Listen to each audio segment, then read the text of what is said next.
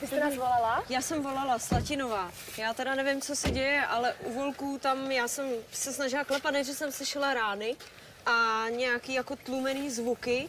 A tak jsem se tam šla podívat, ale nikdo neotevíral nic. Takže nevíte, jestli tam nějaká osoba, nevíte, co se tam děje. Nevím rány, vůbec, jo? ale Dobrý, nechápu, podívat. že nikdo jako nevolal kromě mě, jo, Dobře, paní protože Slatino. A vy bydlíte hned vedle, jo? já bydlím vedle, no, takže jsem to slyšela. 5 příjem. Pojďte, já vám otevřu. Prosím tě, jsme na místě, spojili jsme se s oznamovatelkou, ona nás teda vede dovnitř a skutečně potvrzuje, že teda prostě nějaký zvuky rány, tak to prohlídneme, Tady první prověříme, patro. jo? Pojďte za mnou. 105, já ti rozumím. Díky, 105 konec.